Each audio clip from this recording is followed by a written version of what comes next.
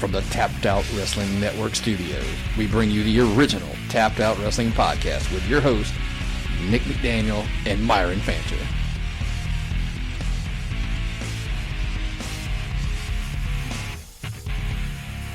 Ladies and gentlemen, welcome to the Tapped Out Wrestling podcast.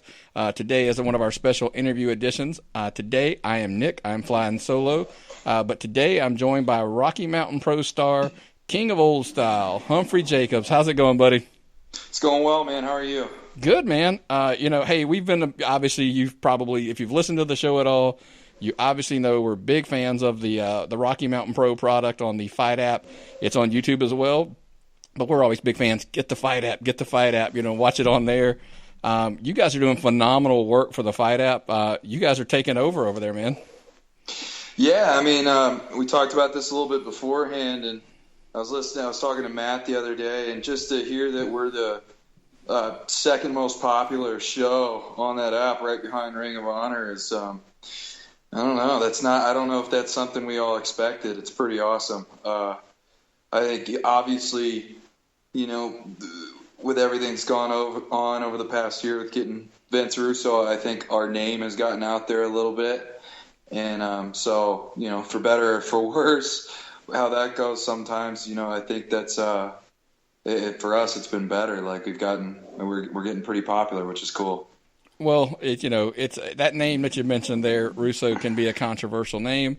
But one thing I've learned from every one of you guys that I've had on is he's done extremely positive things for the promotion. The input, the production, everything that he's got going on there. I can't say, I've heard nothing but great things about him, and it seems to show on the product, I would say.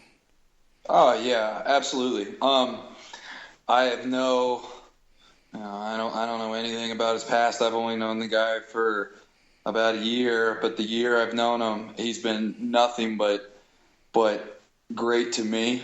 I think I'm lucky in that I feel like he likes what I bring to the table, and so things have been working out, and so I've got nothing but positive things to say about Vince. It's interesting. I also, being the old school guy I am, I'm a huge Cornette mark as well.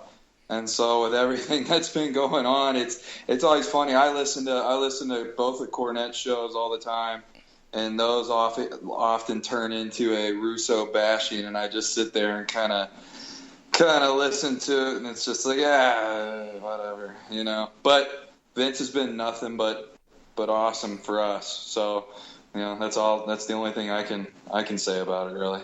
Yeah, it can be difficult at times. We have a couple guys who are big Cornette fans over here, and I mean, when it comes to managers of wrestlers, he's on the top. He's right there at the top of the list with some of the others that our favorites.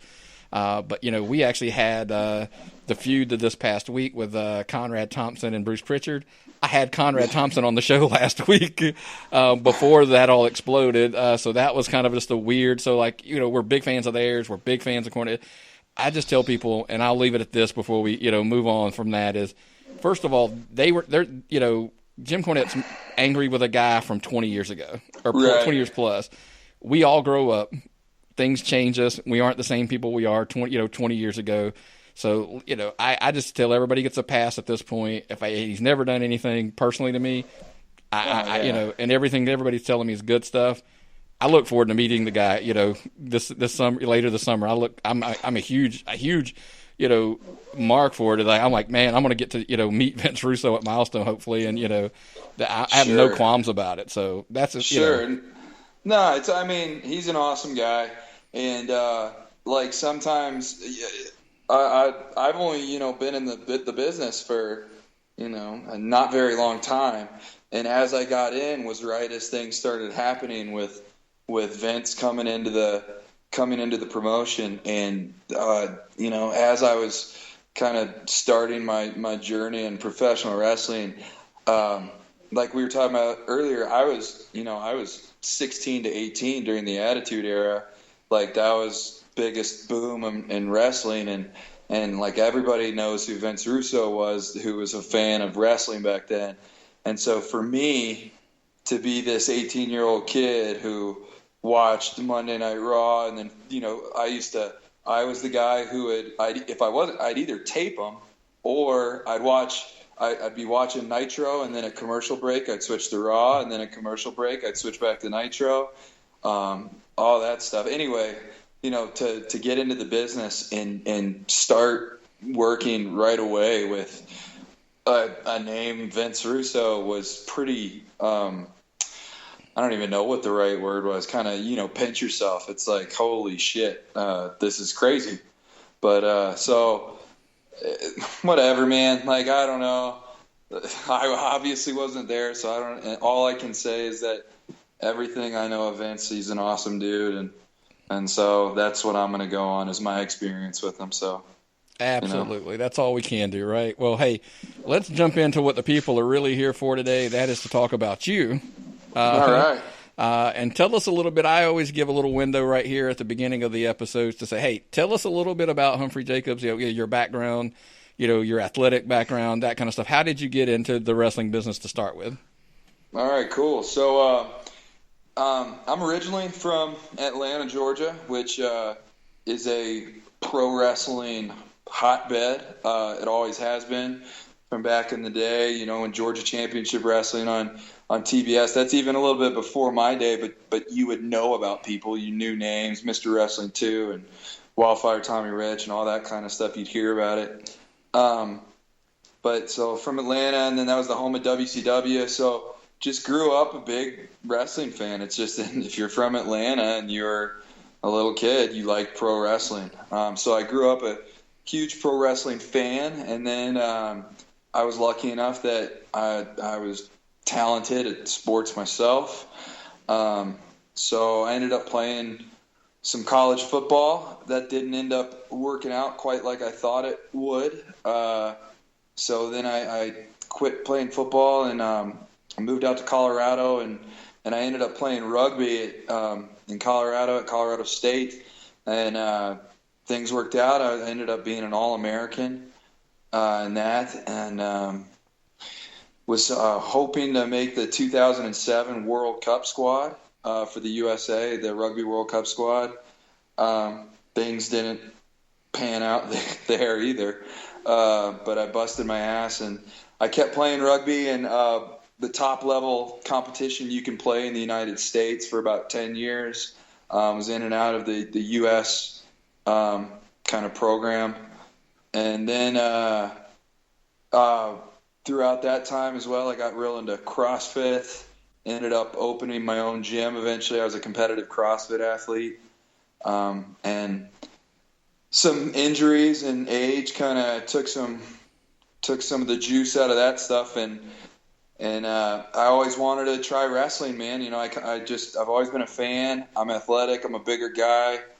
I always wanted to try it. And so I kind of had this come to Jesus moment, I guess, of like, one day, if I don't do this, one day I'm going to end up being 60 years old and being like, man, I wish I always would have tried wrestling. And that's just not how I'm trying to live my life. I'm not trying to have regrets. I'm trying to do everything I can while I still can do it. So I started wrestling, and then just on that note, last regrets, like this past weekend, I just tried out for the USA bobsled team. I'm going to try to kind of pursue that a little bit still. So yeah, I'm just trying to pack it all in while I can. So. Yeah, and that's hey, that's the way I think everybody should live. Honestly, that's kind of like this. With me doing this, that's kind of how it started. It was like, I was working that Monday through Friday, it wasn't happening. I was a retail guy forever and just decided, Yeah, man, life's too short to one. This is such a cliche or whatever, but life's too short to have those regrets, and I think for a while there, I always kicked myself that I didn't try to get into wrestling earlier. I think I was pretty worried. I come from even though I was a big fan and everything, I come from a little bit of a more conservative family, and I think I always kind of worried about a little bit what they would think or say or something along those lines, and then I eventually was just like, man, fuck that. I'm going to go do this. And so I did it. I kicked myself for not doing it earlier, but hey, better late than never, right? Oh yeah, absolutely. Yeah. So when you decided to pull the trigger and kind of make that jump, where's the first place you hit? Like where's who'd you call up? Where did you go? I lucked out. I went. I mean, this day and age, it's funny. Like I'm the old school guy. I listen to all these old timers and I read their books and podcasts about how they got broken into the business, who they had to find, who they had to stalk in the gym, who they had to whatever.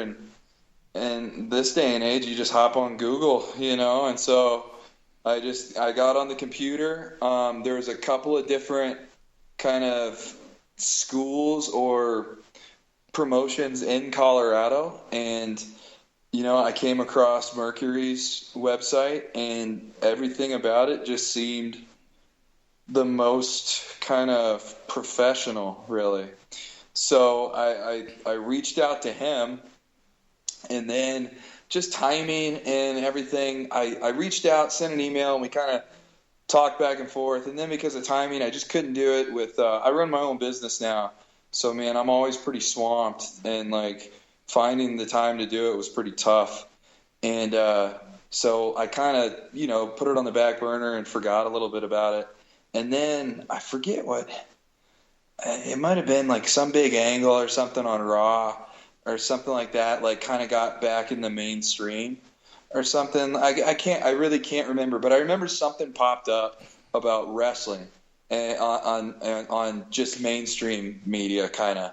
And I remember thinking to myself, like, man, I should reach back out to those guys and get into it. And just by coincidence, that night, I guess Matt had this girl, Izzy, who kind of helps out with the promotion, had her emailing people that had reached out previously. And so she emailed back out just being like, hey, are you still interested? We'd love to talk to you, all this stuff. And this was months later, maybe even a year later. I can't remember. But it was almost kind of like, all right, I saw that email and I was like, and I had been thinking about it earlier that day. So it was kind of a almost destiny-like situation. So I was like, all right, this is it. I'm going to finally go do this. And so I just drove up there to where he was based out of. He was based out of Grudge Training Center in Arvada, which is kind of a suburb north of Denver. So I drove up there, met with Ryan Hood, who helps out at the school, and then I ended up just that day signing up. So, so then I was on my journey to become a pro wrestler, man. And, I hear a lot, and one of the things I hear a lot from the Rocky Mountain Pro guys about the Mercury Wrestling Academy is it's the family environment that's there now. That everybody that went there seems like they're working there. It's all about making the product better. And one of the huge advantages I ask, and because I'm going to ask you now, is having Rocky Mountain Pro Television as a vehicle to say, like, look, we have a goal you can get to from the school. Most schools, especially here in the Georgia area, they train you and then they go, good luck, go find somewhere to work, kind of thing. Yeah. So, no, for sure. I mean, it couldn't have worked out any better. It's funny that you say that. I got a friend of mine who's he was my buddy. He was my wrestling buddy. Like, but I mean, when you're 18, everybody my age thought wrestling was really cool. But he was my number one buddy with wrestling. We started our own backyard federation that everybody in the late 90s was doing. And I was the franchise, and he was Christopher Winter, my arch nemesis, and all that stuff. But he saw me, start this.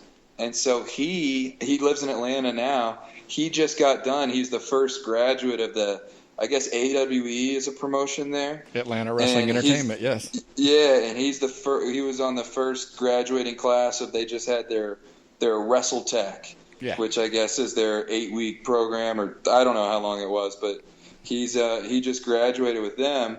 But he's nervous because he doesn't know about, like, he went through all this stuff, and they did book him right afterwards. He was just in one of their battle royals, but he's nervous about they're not necessarily going to book him or all that stuff. Anyway, to get back to your point, is that if you've got what it takes, you can, when you get through the Mercury Wrestling Academy, like, hopefully, knock on wood, you can get booked on the show, which I think is a huge deal.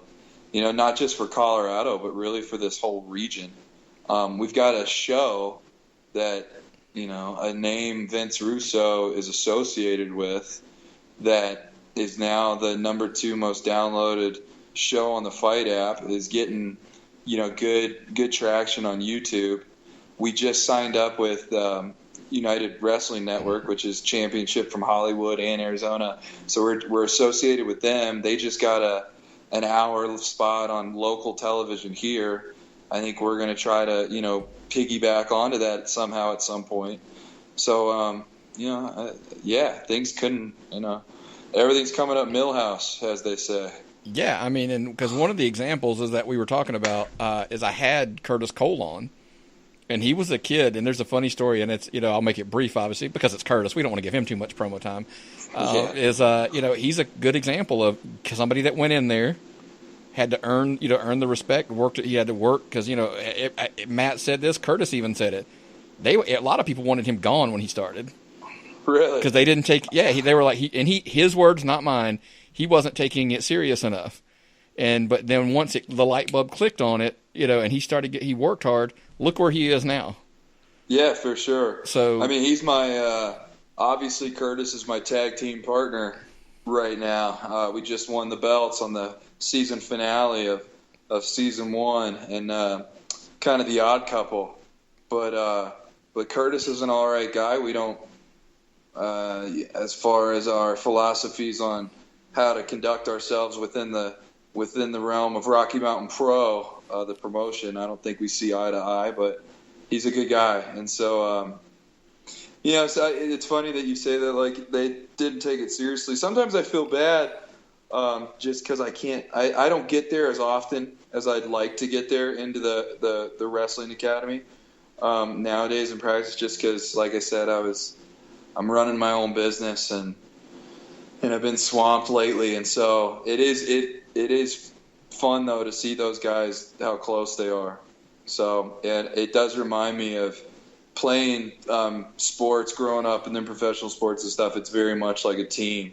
How they look at it, it's pretty awesome.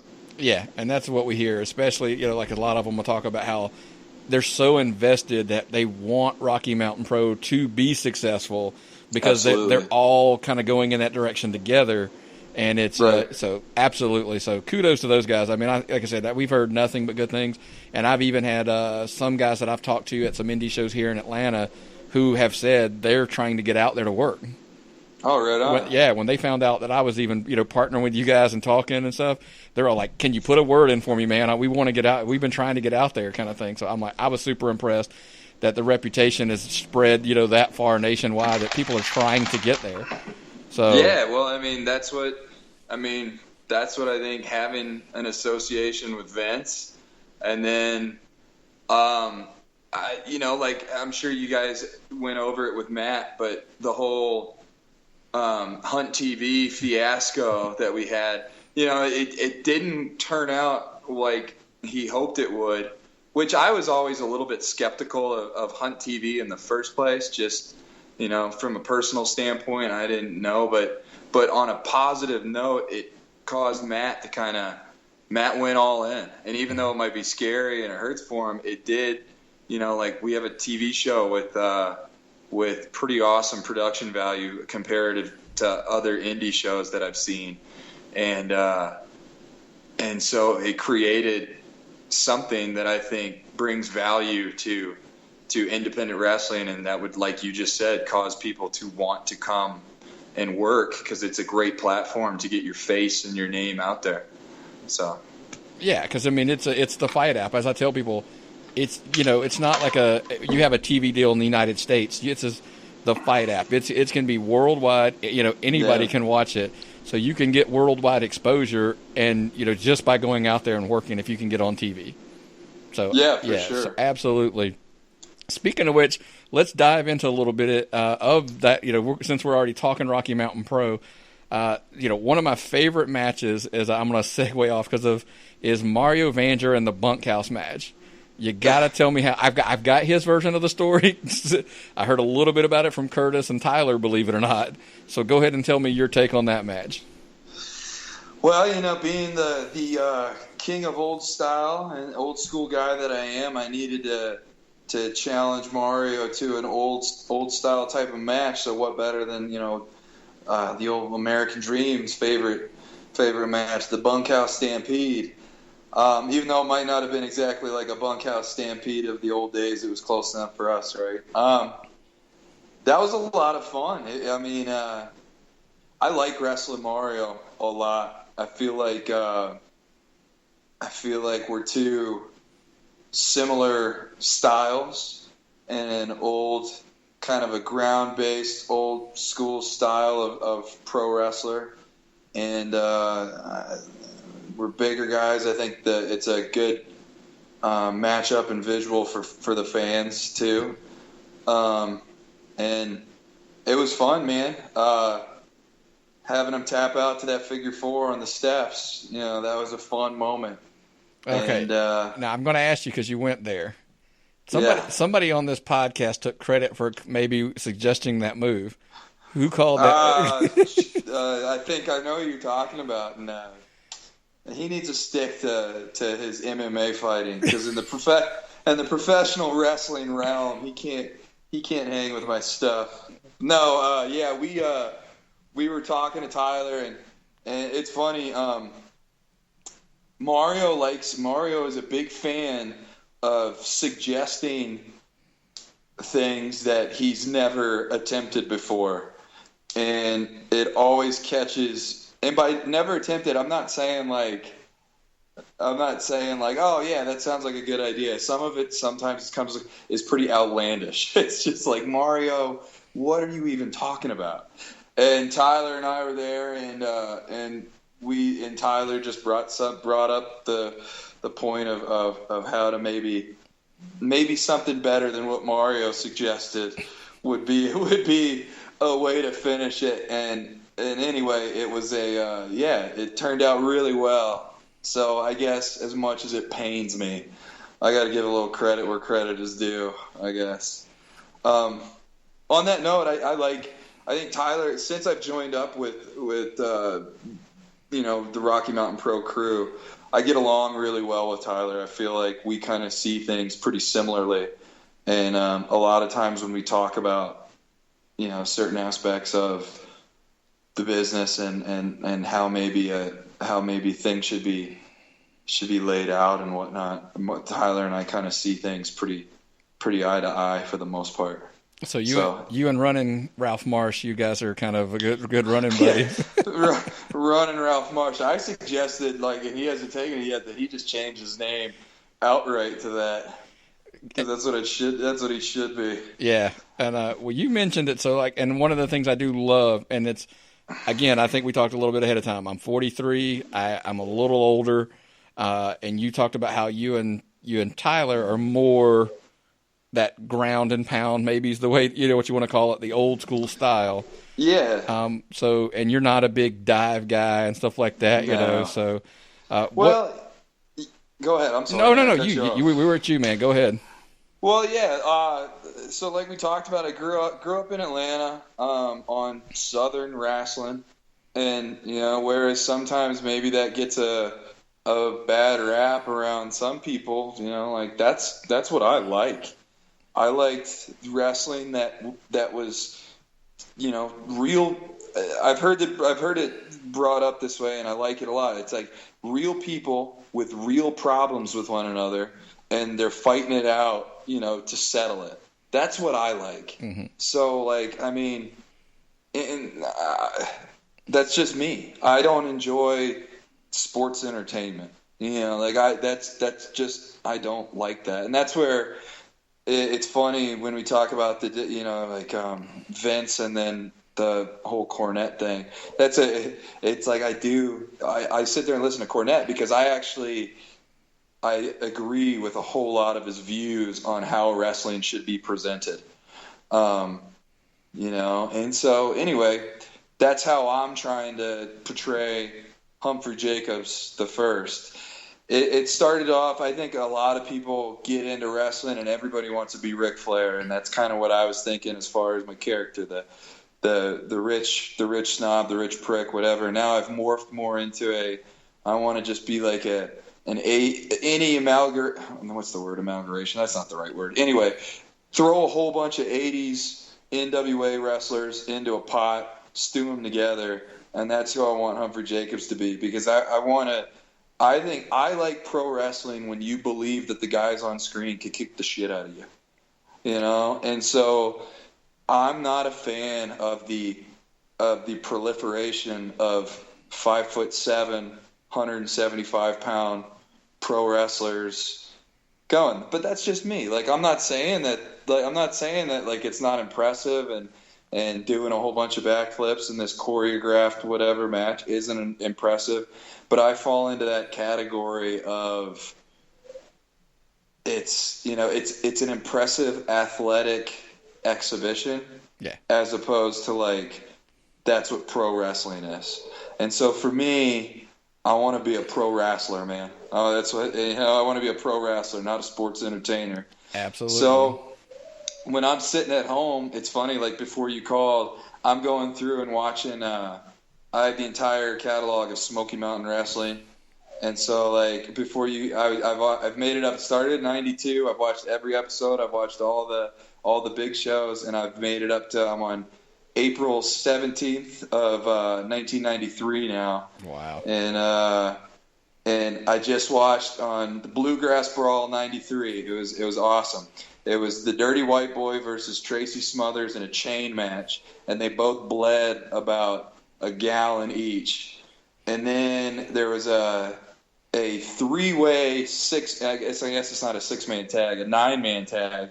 It was Arn Anderson with the Rock and Roll Express versus the Heavenly Bodies with Stan Lane before Jimmy Del Rey. But Stan Lane, the Heavenly Bodies, and beautiful Bobby Eaton versus the Tennessee Stud Stable, Ron Fuller and Jimmy Golden with Dutch Mantel.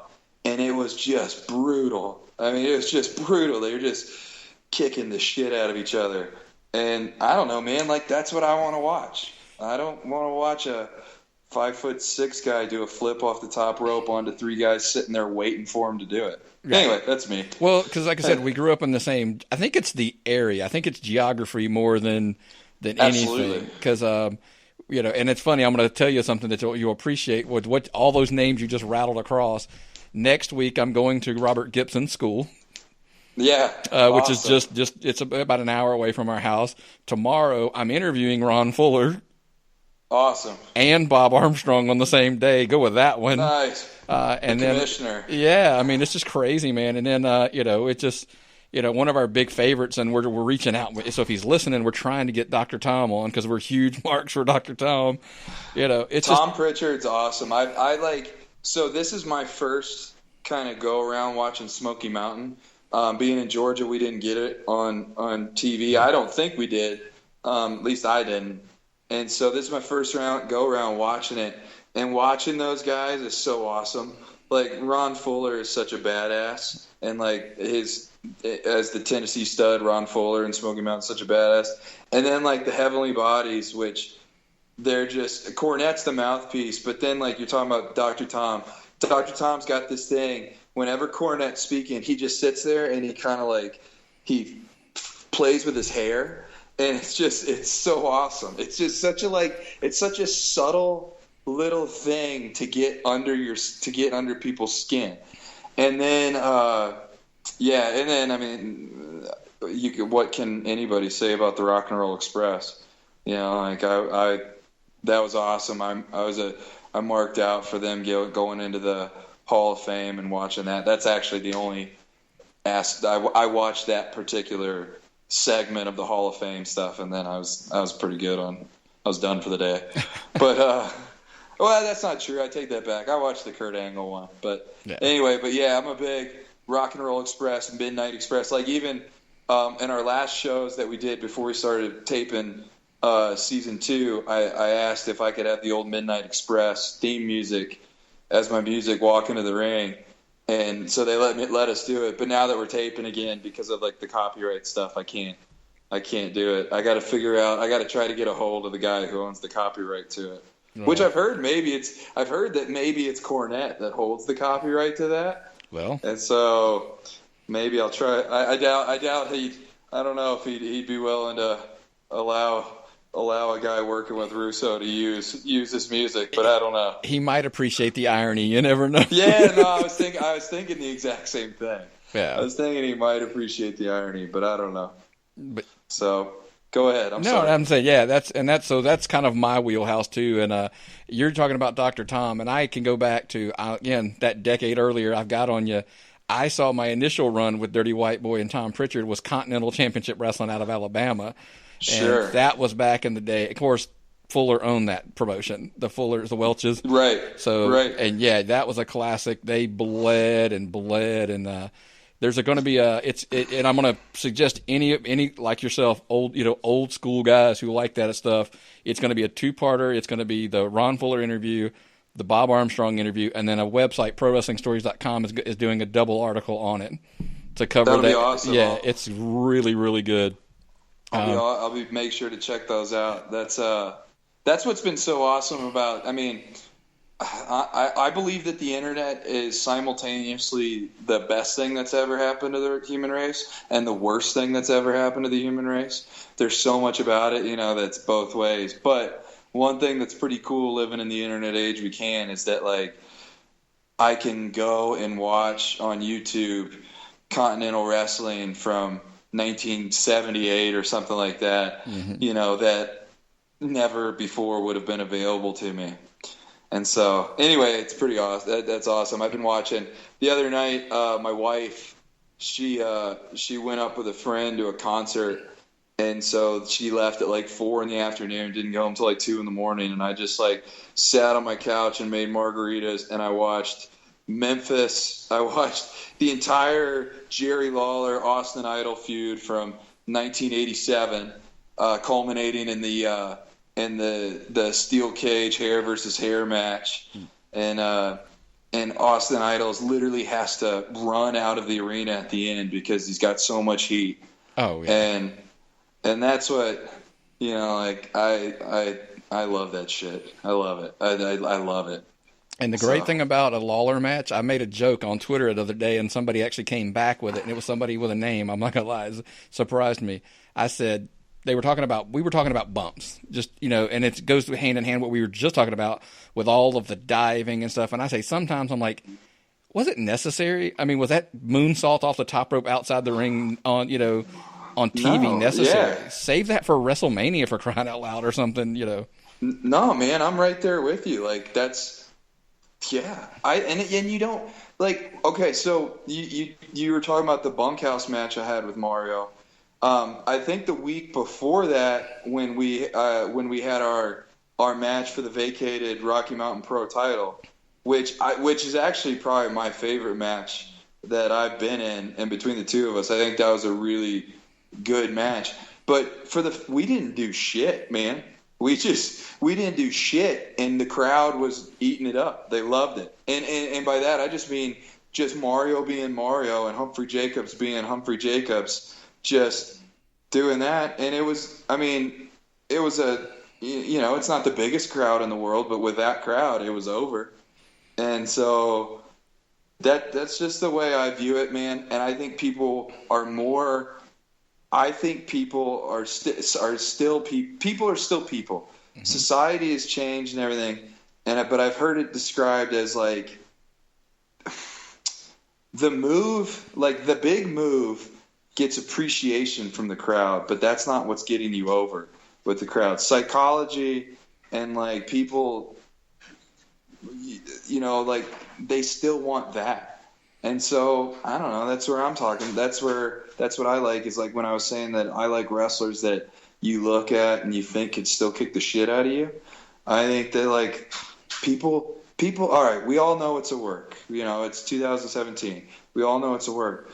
But fuck, I think people want it to be presented in a way that they're watching wrestling because they like it. They want to suspend that disbelief for that hour of the day and think that it's real. And so, like, I know it's work. Obviously, I know it's work. But I watched fucking Ron Fuller kick the shit out of some jobber, and I think to this day, like, I mean, an hour ago, I'm sitting on my couch, and I'm thinking, oh man, he's a badass. Yeah. You know, like, and that's just the way I think of it. So. And you know, a good analogy for a current thing would be things that kind of, who am I? And I tell people that all the time. Who am I to question? But I question. You know, we just had a Enzo and Cass turn on a Monday Night Raw. I have no interest in watching Enzo fight Cass because in the real world, Cass should just basically kick his ass. Yeah. So, yeah, absolutely. Yeah, but who am I? Like you said, who are you? I mean, who am I? I'm a guy who's just been wrestling for a year and I'm not anything. But like, I just don't care for a lot of what happens on WWE programming right now. And truth be told, you probably guessed, that's why we watch a lot of, you know, Rocky Mountain Pro on the fight. I mean, there's alternatives out there to watch now that are so hot. And kind of to address something you mentioned about the smaller crowd, we do a lot of indie shows here in Georgia. And I went to a show 2 weeks ago. The crowd was maybe 250, 300. But and I brought this up to Royce Isaacs when I interviewed him, and he chuckled because I said the average age in that crowd was probably, it felt like 50 to 60. It was an old crowd, but it was one of the hottest crowds. I said because they've forgotten that it's a work. They're so invested, and it's such a great environment to be in. It was hotter than any, you know. I went to SmackDown a couple weeks before that, and I felt like that crowd was more into it, you know, at the end, at the smaller show that I saw. Yeah, man, people want to believe it for that hour out of their day, you know, and that's what I think is.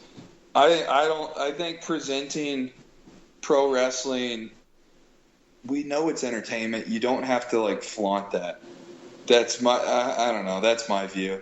I wish that wrestling would be presented more like a true sport between people like that have grudges against. I don't know. Whatever. That's me. I could go on all day. Well, it's like you said, real people with real issues, and then the last one I typically add to that gets me in trouble is in a fight that looks real.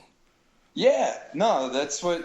But why should that get you in trouble? Like, I mean, I know what you're saying, but yeah, it should look real. I don't know, but hey, man, there's guys out there making a ton of money, or at least I think they're making a ton. I don't know what they're making, but like they're over on the internet. So yeah, I mean the big Randy Orton controversy, the hashtag dive with Rip Rogers and all that. It's that big thing. We've talked about it ad nauseum on this program. But my thing was, I just simply said to them, I appreciate it. I do. I understand. And we had a guest on who said some of those guys are just doing what they can to get the attention on them to get to the big show. And then they can rein back on that. But you got to get some eyes on you at some point somehow.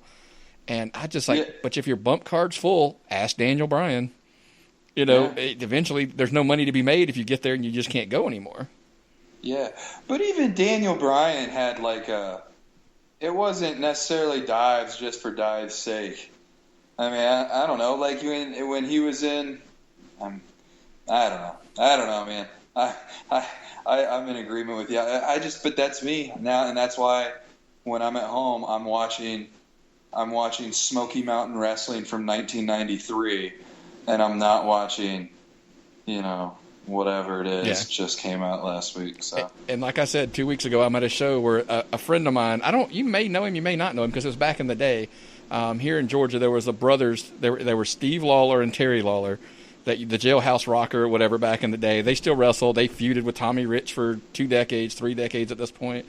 And I go and say I went to school with Terry, so there's a full disclaimer. But he made the argument when he worked a match. I kind of said, "Worked hard there, buddy," and he goes, "Well, first of all, I'm almost 50. He goes, but second of all, he's not, but he's close. He's, you know, his idea is we can punch, backdrop, and, you know, he goes, but the crowd loves him. It's the personalities that they hate the bad guy. They love the good guy. And he goes, we don't have to kill ourselves to, you know, for people to get into the show, because also we're not out there telling everybody, you know, we're here to entertain you. They're like, hey, you know, they get out and cut their promos early in the indies, you know, on the show. I'm coming for you. This is what you did to me last time we were here, and I'm getting revenge on you. And the crowd was there, and they bought hook, line, and sinker, and they're emotionally invested in it. And it's more about emotion versus necessarily all the dives and stuff. Yeah, I mean, I'm 100% in agreement with that sentiment and viewpoint on pro wrestling. But maybe maybe we're in the minority viewing it that way. I don't know. Maybe, but like I said, when I watched that, the business in the business, the special that Russo did, I saw that about you when you're having that. Do you remember even this conversation? Because I've watched it recently. Yeah, no, absolutely, I remember it. And he's talking to you about like how did you working the body part and working, and I'm like, it's amazing that this it will still work if it's done correctly. Absolutely. Yeah. So. Absolutely, man. I absolutely think it will. And then yeah, whatever. But I'm also 35 years old with 20 years of football and rugby and injuries and whatnot, and so like I'm just not about to jump off the top rope out to the outside and land on somebody. Like you said, if maybe at WrestleMania, if at WrestleMania 30, whatever it is now, 35 or something, Humphrey Jacobs is out there, yeah. Then maybe I'll jump off something, but on a nope, not happening. And less frequent also means more impactful. Exactly. So, exactly. If you do it every week, we joked about that with I think it was when I had the conversation with Tyler. I said, you got the guys diving through the ropes. The cruiserweights were supposed to be that was their specialty. But, right. But Luke Harper's doing it every week. Dean Ambrose is doing it. So everybody's doing the dive through the rope. So why even do it now? Then so then on that note, how are the cruiserweights supposed to get over? And it's like you listen to those old timers, and so I listen to all these different old timers on different old time podcasts, or I'm reading their book or something, and it's just like, certain guys weren't supposed to do certain things, and you weren't supposed to do that, and I don't know. That's the way. I don't know. And then now everybody's got to hit their fucking finisher 5 fucking times, before it. And I don't know. I hate that. I hate it. I think what I love. I want to see somebody do one pile driver, just an old pile driver, and then the other guy is in a neck brace for 2 weeks because the pile driver, when Paul Orndorff hit the damn pile driver, it was the most devastating damn thing. I don't know. That's my. I could go on for days, man. That's just I love it. I'll make you chuckle. We were watching Raw the other night, and if anything they've done right, we used to joke, and you hear JR talk about it lots of times. Whatever, the DDT's become a transition move. It was the nail in the coffin with Jake the Snake. I mean, it was over. And, absolutely. And now, like I said, it's hit. People kick out. I was like, so the other night we're watching. And Alexa Bliss, of all things, and then I don't mean that in disrespect, but they've chosen that it's going to be a woman who the DDT is the finish. When she hits it, that is her finisher, and she finishes matches with it. I was like, amen. Which is sweet. That's awesome. But then it's like, then you got to tell the other people on the card that like don't fucking use the DDT. I don't know. You could bring things back, but it just you have to change the way it goes. But now I don't know if you could bring things back because you'll have a TLC match and a guy will get power bombed onto a ladder and then he kicks out at 2 and then I don't know. I don't know. I don't know, man. I don't know if I don't whatever. And then he's pinned with a regular power bomb on the mat. Yeah, exactly. I was listening to Scott Hall on a podcast one time, and he was just like, if I wasn't gonna get the pin, I wouldn't give my finish, or I wouldn't go pin him. He'd do the razor's edge, and then he'd take his time walking over, because if the guy, he just wasn't going to let somebody kick out of his finisher. You're right. And that's the way I think it should still be done. So right. When you nail your finish, it's called a finish. Otherwise, it's not a finisher anymore. Yeah. And on that note, like if I don't want to kick out of anybody's finisher, if someone's going to hit me with their finish, like pin me. Like if someone's going to lock me in their finisher, then I'm going to tap out. or whatever. So I don't know. That's just this Southern boy's take on how wrestling should be. And there's nothing wrong with that. Nothing wrong with that. Man. So let's kind of dive into the future. We went to the past there a little bit, so let's jump into the future because we're going to talk about Milestone again. Okay, cool. We don't have the card. I don't have the card. Let me rephrase. And I don't want the card. It's going to obviously we're leading down that road with season 2 coming up on the Fight app. But tickets go on sale. I'm letting everybody know. We've put the link up today, by the way. Tickets are available already for sale. We put it on our Facebook page. We put it on our Twitter page. So look for them there. We're going to be there. We're making the long trip from Atlanta out to Colorado. We're going to see the show. That's how much we're super psyched about the show that we wanted to be there in person. We're going to drive out there. So we tell everybody if we're willing to make the drive from Atlanta, what's stopping you from making it to that show as well? So there you go. I like that. Yeah, without spoiling anything. For us, tell us, the inside scoop on Milestone coming up for Rocky Mountain Pro. Man, Milestone's our big show. I like to call it our Starcade, So last year, that's where I debuted, and I won the first ever Colorado Cup Battle Royale. I bled like a stuck pig the hard way. So Milestone holds a special place in my heart. I know that we've got some big names that are going to be there. I don't think I'm breaking any rules saying that Al Snow is going to be wrestling on the card. Nope. So that's pretty cool. And it's just kind of like I said, it's I'm not even going to say WrestleMania. It's our Starcade, man, because I'm old school. Absolutely. But yeah, it's the culmination of the big, kind of storylines that season 2 are building towards. And yeah, I'm a little disappointed, that old Sam Udell had to leave town. I was hoping that our feud would end in a cage match, on the big card. But no, Milestone's going to be awesome, man. Matt Yaden's Mercury's gonna be out there wrestling. The Gorillas, Royce, who's starting to make a pretty big name for himself. So I mean, yeah, the advertised names they have. I'll go ahead and let you know is that Al Snow's has been advertised at this point. I saw it online, and also they're bringing in Eugene. Yeah, it's coming in. Yeah. So those two, we could say those names because I know they've been advertised. Right on. Yeah, and like I said, Royce Isaacs, we had him on last week, and he's getting around. He's hit Japan. He's been, he's all over the place. He when he went to Japan, I was super jealous. So I was talking to Royce, and I can talk kind of old school wrestling too, and he knew. When he went to Japan, we talked about it a lot because he knew that was a big deal to me. Just because when I grew up, growing up, we'd go to the Publix. My mom would take me to Publix, and she'd go shop through the grocery store, and I would go to the magazine aisle, and I would look at PWI.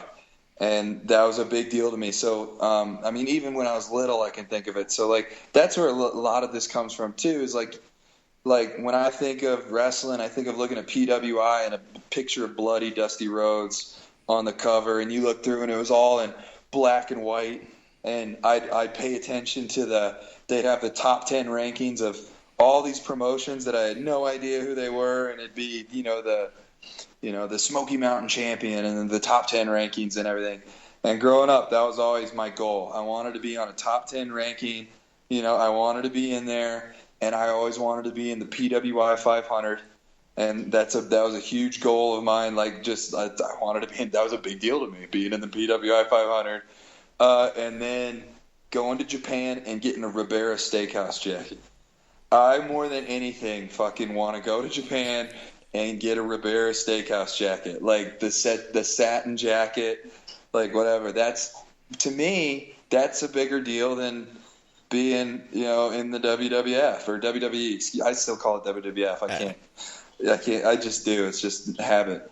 But that's a bigger deal to me. Seriously, it is. And so when when Royce went to Japan, I was like, bro, you gotta do what you gotta do to get that Ribera's jacket. And he was like, and he wanted one too. So we talked about that and kind of, anyway, so that's awesome, man. That I'm pumped for him to do all that stuff. So that was cool that you guys are talking to all of us. Oh yeah, I mean like I said, we're big fans, but we also, as I like to say, our big thing is we like to see the people that we think are stars of the future, that hey, they've got potential, that they're going to go on to bigger, and I don't mean, you know what I mean by respectfully. I was like, I think Royce is going to be a world traveler. I think we fully have established that, from watching him work. So, man, it's I'm jealous of some of these guys that they're getting to live it out. Like, I had been in contact and was going to go wrestle for the National Wrestling League and Kansas City. The NWLKC, and Royce is doing that, and then he's traveling and going all over, and Mario's been doing that and going down to Future Stars now, and I get jealous just because it's awesome that they're able to do that. I always say, but just the way my lifestyle is right now, I always say if I was 25 and single, dude, I'd be all about it, but I got into wrestling when I was 35 and married and running my own business. And it just, like making those miles, brother, like it's just not a real possibility for me. So I live kind of vicariously through those guys, watching them do it. It's pretty awesome. Yeah. I always tell people you can have a slight little bit of jealousy, but still be happy for those guys to see. Oh, yeah. When I say jealous, it's a happy jealous. It's a whatever jealous. So not a bad jealous. But it goes back to that family environment that we've talked about there at Rocky Mountain Pro. It's a lot of guys, working really hard to make the product the best they can, and everybody seems to be willing to go the extra mile for each other in and out of the ring. Sure, man. Yeah, absolutely. Everybody wants everybody to succeed, and everybody wants everyone's working hard to get. Rocky Mountain Pro has exploded so much in the past year that everyone wants it to keep that train rolling, So everybody's rooting for one another, I think. Yeah, and so that's how we get to Milestone, man. August 12th. Like I said, tickets are on sale. We put the link up again on our Twitter and Facebook. Definitely check it out. No reason, get them now, because I know there's some front row seats still available. Grab them while they're still available, because they're not going to last long. So, okay, now that this is something I usually like to do before we get out of here. I like to do a little word association. This is a new thing that believe it or not, of all things, I'm going to go behind the curtain and tell everybody. My wife suggested this. This was something she said you should try this, and because she said it seems like a lot of people dig this kind of thing. Okay. I'm going to ask you some names. Nothing too lengthy, just kind of the first things that pop into your head. And being old school, I kind of tailored this one to you.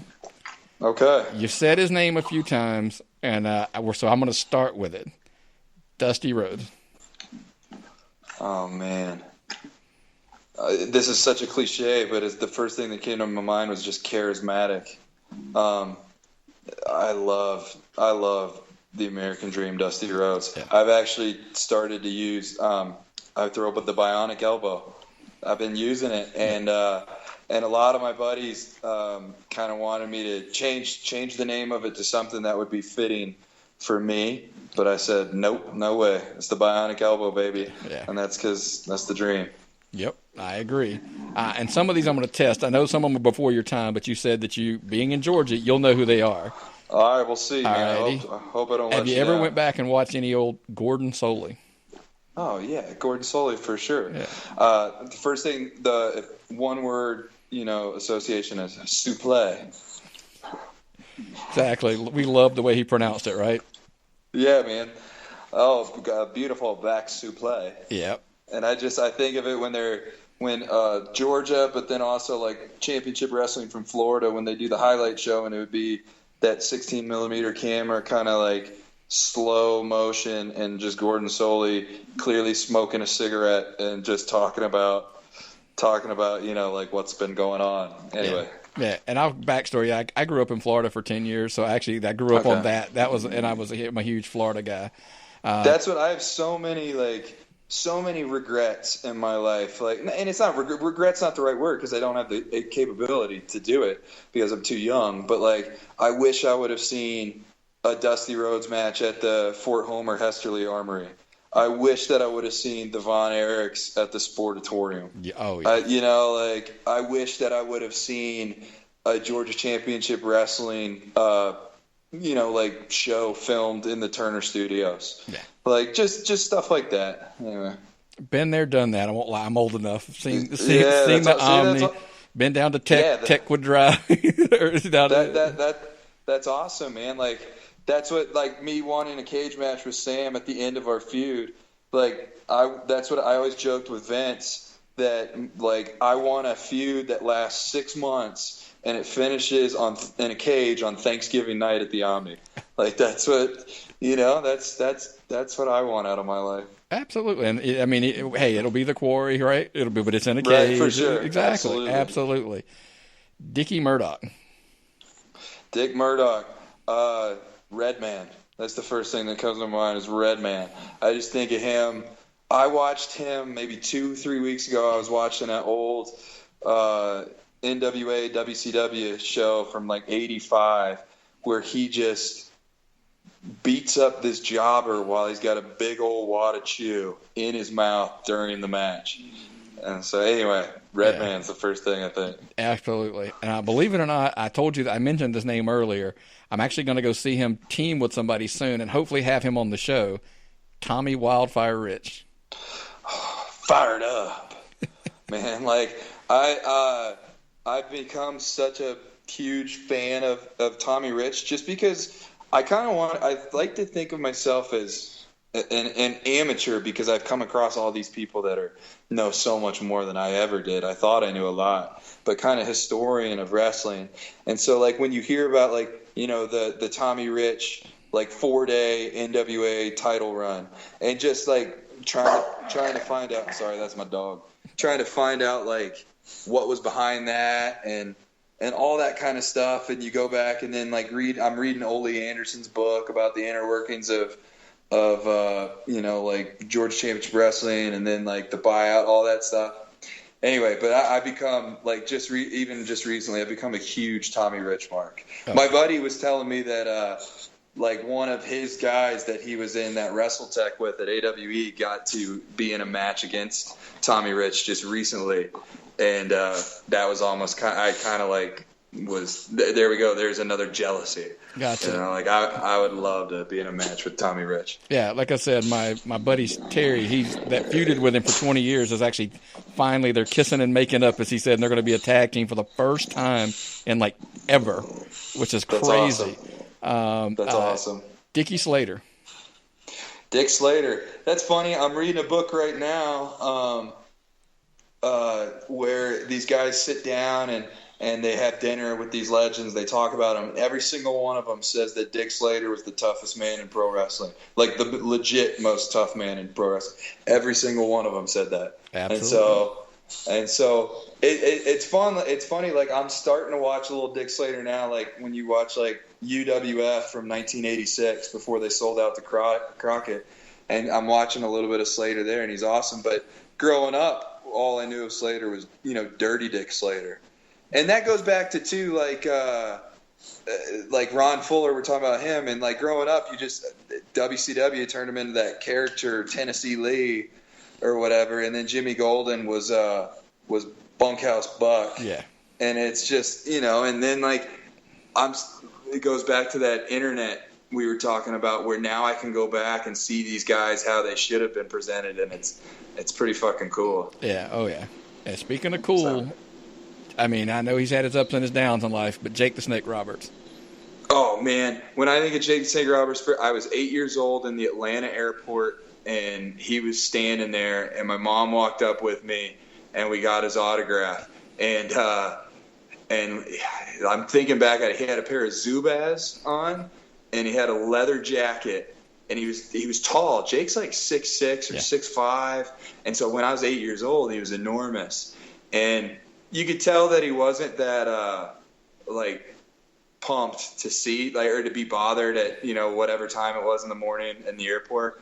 but he autographed for me, and he just wrote, and my name's Jake, and his name's Jake, and he was from Stone Mountain, Georgia, and I'm from Stone Mountain, Georgia, and so like that was my guy. Jake Roberts was my guy, and so anyway, like he wrote Jake. His autograph was Jake, believe in yourself, and I took that to heart, which is pretty funny. An autograph from Jake the Snake Roberts when I was 8 years old, like, was a big shaping moment in my life, but it was, and I believed in myself, and almost to a fault where I'm a cocky bastard.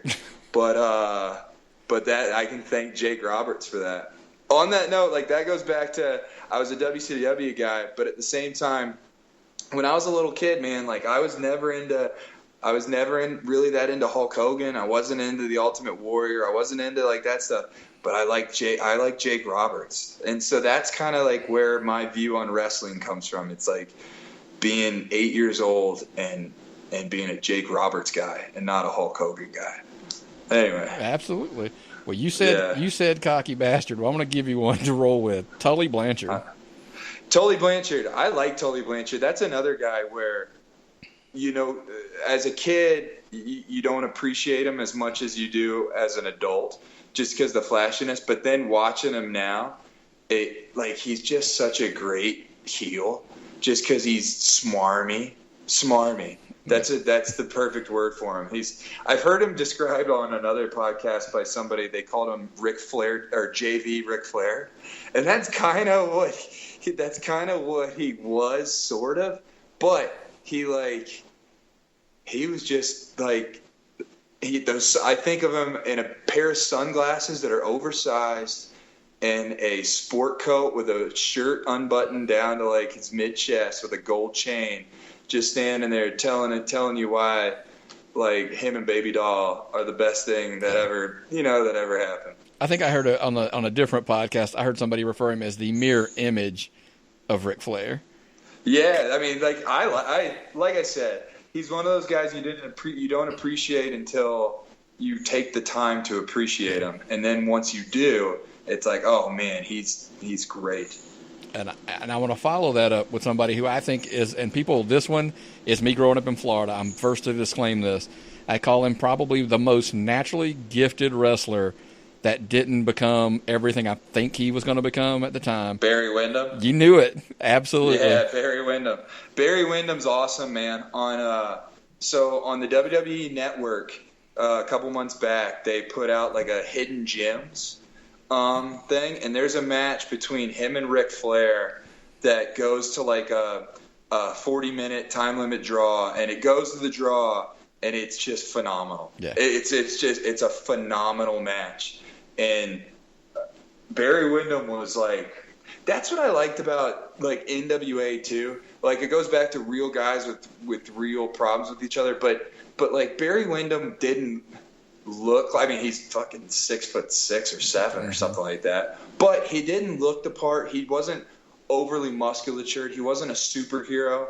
These guys were just guys that like were just wrestling each other.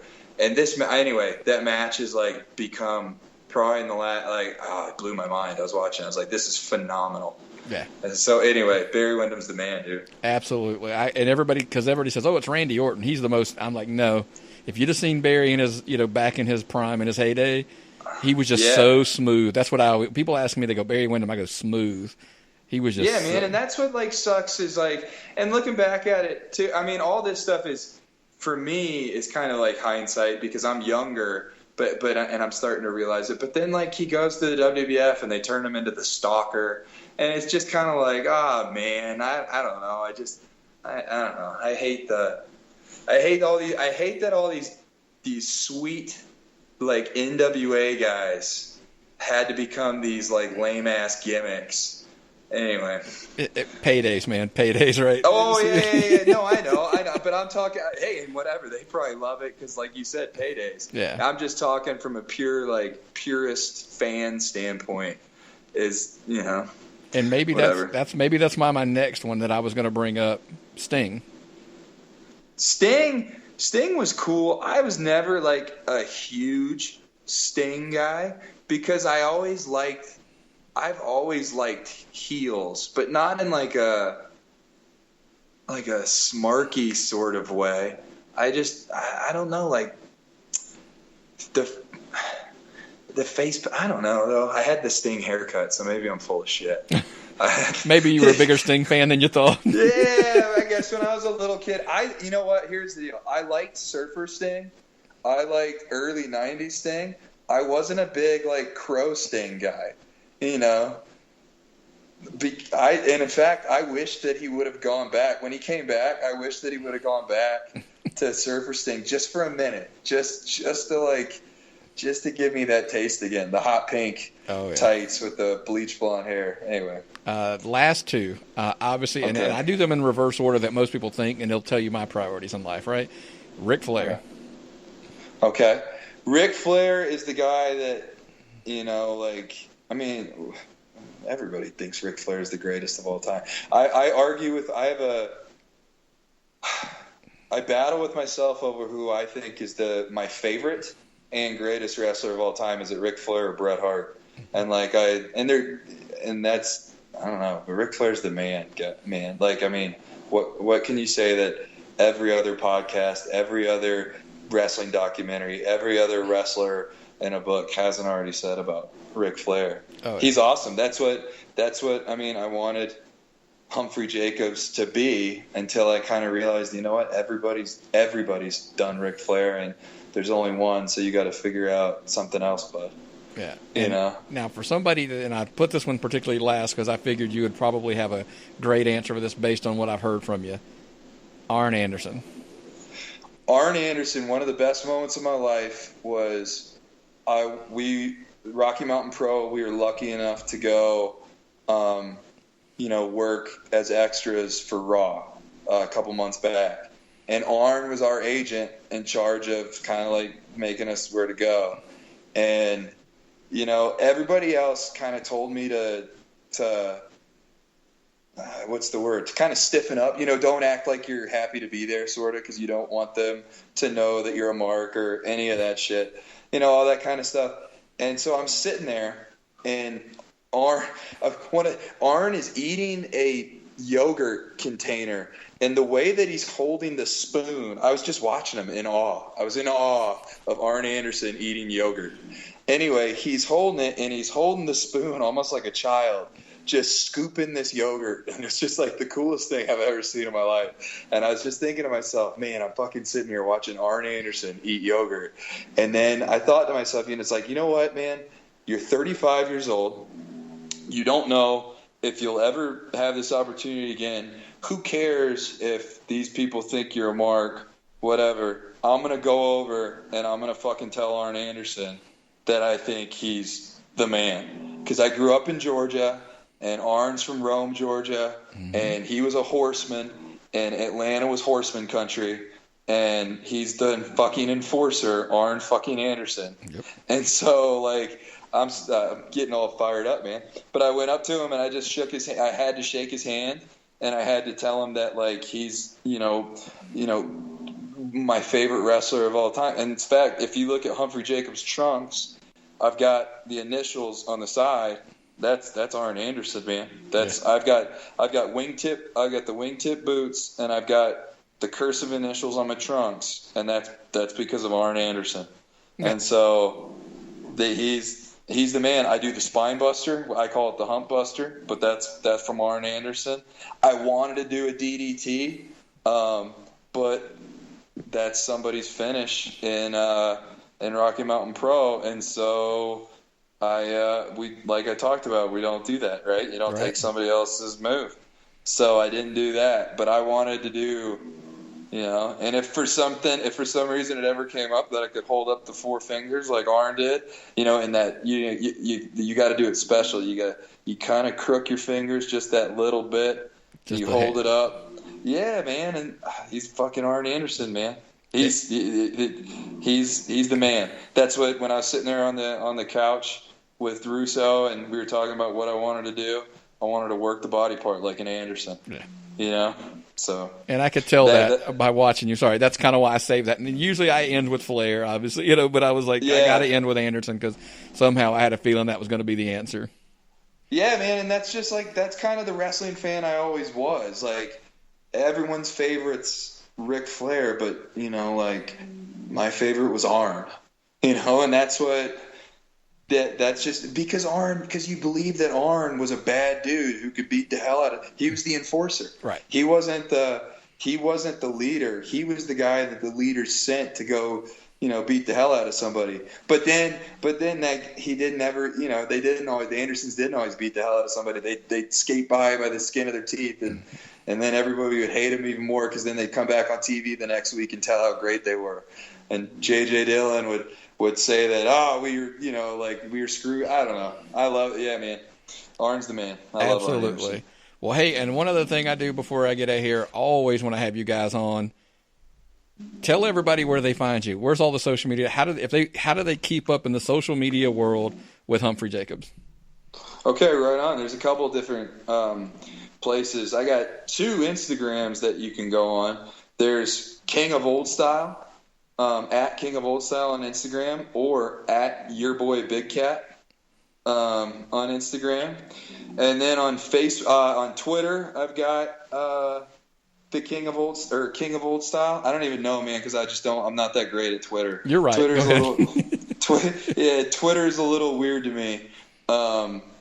It can be so toxic. Yeah. But so I don't get on there very much. But there's Twitter, King of Old Style, and then on Facebook, just my Humphrey Jacobs page, and so that's probably the one that I really update the most and stick with there. So yeah. Absolutely. And, of course, they can find you on Rocky Mountain Pro on the Fight app. That's our biggest, it's on YouTube as well, but definitely we always say go through our links on there. It's on our webpage. It's on Twitter. It's on Facebook, all that good stuff. Use our link, download the Fight app, and you can catch Humphrey Jacobs all over Rocky Mountain Pro Wrestling, definitely. And definitely look forward to Milestone coming again August 12th. But, Season 2's coming soon, man, so keep an eye out for that on the Fight app as well. Wednesday nights, charged as Jacobs. Charged as Jacobs. Jacobs equals ratings. I like that. I like that a lot. Well, man, it's been a pleasure having you on. I appreciate it. Thank you for having me. Oh, absolutely. And as we always tell you, hey, it won't be the last time. I'm hoping that you'll be on, so we'll have you on again pretty soon, okay? All right, man. Sounds good. Thanks a lot. All right, buddy. Take care. You too. Once again, I would love to thank Mr. Humphrey Jacobs for coming on. There's nothing more that I enjoy. Obviously, if you've probably listened to the last week or so on the podcast, I'm a huge fan of old school wrestling, and we thought we'd cap it off with a new star, Humphrey Jacobs, who's the king of old style. He appreciates the old school wrestling, as you probably heard in the interview. And once again, we're big fans of Rocky Mountain Pro with all those guys out there. But obviously, Humphrey Jacobs warmed himself up, to the podcast, just that king of old style. So make sure you give him a follow on Twitter, Facebook, all that good stuff. Make sure you check out Rocky Mountain Pro as well on Twitter and Facebook as well. And then, of course, as you heard us hype on the interview, Milestone is coming August 11th and 12th. The event is on the 12th. The VIP event is on the 11th. The VIP tickets are $40. The tickets for Milestone ringside is $30. The other tickets, the general admission tickets, are $20. You can get them. We've actually put the link up on our Twitter feed. If you go back through there, and I'll make sure I plug that back in there again on when we drop the interview, it'll be there for you as well. So check it out as well, so you can grab some tickets. The Tapped Out Nation's going to be representing. I know a couple of us are going to be going out to that show, so it's going to be a blast. And we're going to have, obviously all the Rocky Mountain Pro stars, Royce Isaacs, Humphrey Jacobs, Mario Vanjur, Tyler Stinson, Matthew, Mercury Yaden's going to be wrestling, from what I understand, as from Humphrey Jacobs in the interview. The women, Alligato, Unholy Trinity. I mean, so it's going to be loaded card, man. And on top of that, they're bringing in Al Snow and then Eugene. So, going to be a big, big show. So, again, August 12th, make sure you check out Milestone for Rocky Mountain Pro. If you can't join us, make sure you're going to be able to watch it, I'm sure, on pay-per-view. So catch it for you as well. Definitely, probably, if I had to guess, it's going to be on the Fight app. So we hope you enjoyed Humphrey Jacobs on. We always tell you, check us out, tappedoutvwrestlingpodcast@gmail.com. If you have any questions, you can email us. That again is tappedoutvwrestlingpodcast@gmail.com. Find us on Twitter at tappedOutPod. That is at tappedOutPod. Find us on Facebook just at Tapped Out Wrestling Podcast Network. It's pretty cut and dry. But big one now, man, is we're, make sure you're subscribing. We're on iTunes, Google Play, Stitcher, Overcast. I mean, you name it. I mean, we're all over the place, man. Everybody tells me we're on places we didn't even know we were. So definitely you want to subscribe to catch all the shows. I mean, like I said, if you missed them, you're catching the Humphrey Jacobs, and you missed the Ron Fuller episode over the weekend and the Bullet Bob Armstrong episode over the weekend. But then we got great shows that break down, the stuff that happens during the week. Pro Wrestling Personified podcast. We have 2 editions now. We have the Ring of Honor NXT edition, and of course the Impact edition debuts next week. Then we have the weekly wrap up with the Legend. That one's phenomenal. We touch on everything. We kind of cover indie stuff as well as WWE. We cover everything on that show. And then of course we have the DDT archives, who go back into the archives and pull out old pay-per-views and many other things and discuss. And I mean, it's an absolute blast to walk down memory lane with those guys as well. The Wrestling Dorks as well. They cover the WWE in a quick hit format for us on Friday. And then, as you probably noticed, man, we just kind of drop these interviews throughout the week. Whenever we've got them, we kind of put them in there. We love having those as well. So make sure you're subscribing. Like I said, iTunes, Google Play, Stitcher, etc. Find us. And of course, if you're looking for a quick link to find it, tappedoutvwrestlingpodcast.com. We're on the website. All of those are there, as well as our Amazon affiliate link. So if you're looking for a good way to support the show, that's the place to go. Make all your regular purchases, nothing extra, but use our link instead of your old Amazon.com link, and they'll kick a little referral fee to us, and that'll just kind of help support the show, cover the overhead we got here. We greatly appreciate it. If you enjoy the show, hey, help support us, so we can keep giving you the stuff that you like. And of course, man, as we said earlier, we talked about the Fight app. Lots of free content on there, as well as your Ring of Honor, Impact, Fight, all the shows that are on there, the Rocky Mountain Pro, Rockstar Pro, all those kind of things there. Also, the pay-per-views are on the Fight app, so download using our link. Give us a little credit for that. It's a free app. Doesn't cost you anything, but definitely you want to check it out so you can get on all those pay-per-views. And again, before we bail out of here, I want to say, hey, thanks Humphrey Jacobs for coming on. Can't wait to see the guy perform at Milestone this year, as well as all of the other Rocky Mountain Pro guys. And, with that, man, I guess it's time for us to wrap up. And when we wrap up, what do we do, man? We tap out.